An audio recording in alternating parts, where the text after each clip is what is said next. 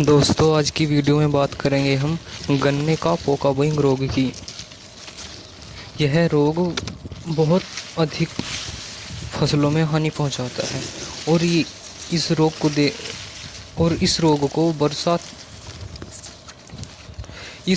बरसात के मौसम में व बरसात के मौसम के बाद फसलों पर देखा जाता है। इसको पहचानने के 3 लक्षण हैं, या ये कहिए कि फसलों पर इसके 3 लक्षण दिखाई देते हैं।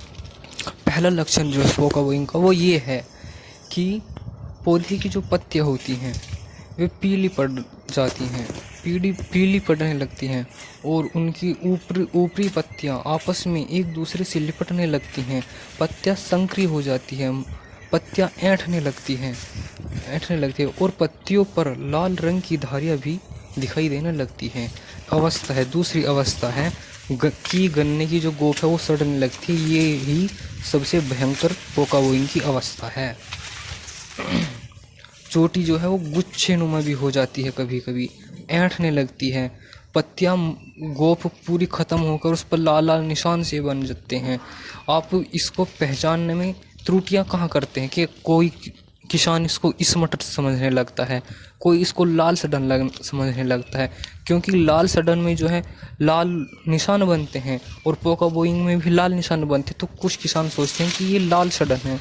और इसमट कैसे समझते हैं कि जो गोफ है, इसमट में जो गोफ है वो सड़ने लगती है और पोकाबोइंग में भी गोफ सड़ने लगती है। लेकिन दोनों में अंतर क्या है? दोनों में अंतर ये है कि जो पोकाबोइंग है वो पीली पड़ती है, सफ़ेद पड़ जाती है और सड़ने लगती है। इसमट में क्या है, कंड में क्या है कि जो उसकी गोफ होती है वो काली चूर्ण से भर जाती है, उस पर काला चूर्ण लिपट जाता है, वो काली हो जाती है।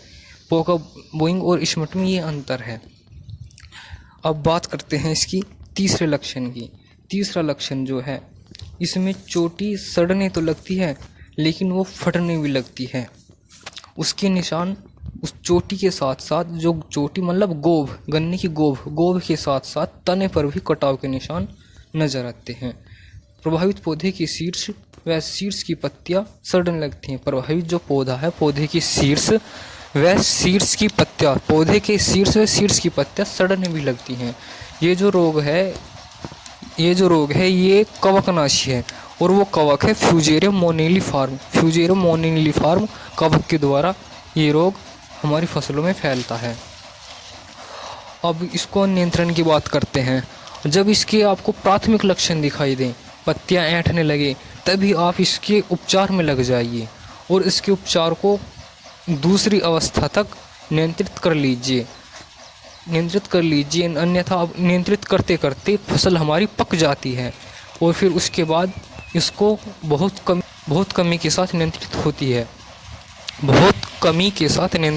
है।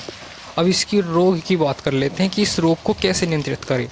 तो सबसे पहली बात तो यही आती है कि आप बीज को उपचारित करके बोएं।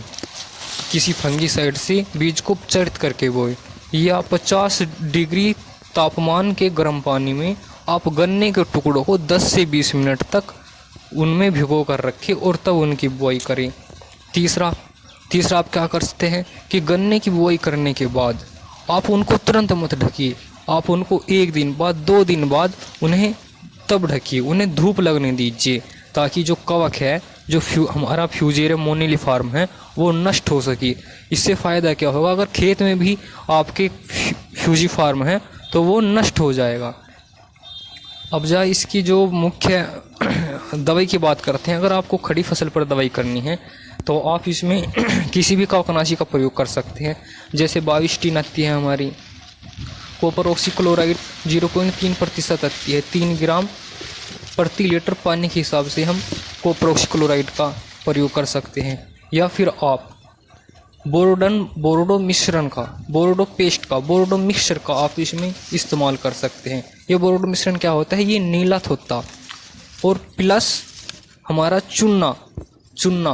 चूना पानी या चूना और पानी से मिलकर बनाया जाता है बोरोडो मिश्रण। ठीक है दोस्तों। और फिर ये बात कर लेते हैं हम, यदि आप इसको नहीं बना सकते तो आप बाज़ार से जाकर साफ कंपनी का मैंकोजेब प्लस कार्बेंडाजिम उसकी भी स्प्रे कर सकते हैं। दोस्तों, बरसात का मौसम और बरसात के मौसम में हमारी फसलों पर बहुत सारे कीट भी नुकसान पहुंचाते हैं। इनमें से एक कीट है टिड्डा, जो जिसका आक्रमण फसलों पर होने लगा है। इसके नियंत्रण के लिए हम एक अलग से वीडियो बनाएंगे। तब तक के लिए इस वीडियो को आप शेयर कीजिए, लाइक कीजिए, चैनल को सब्सक्राइब कीजिए। धन्यवाद।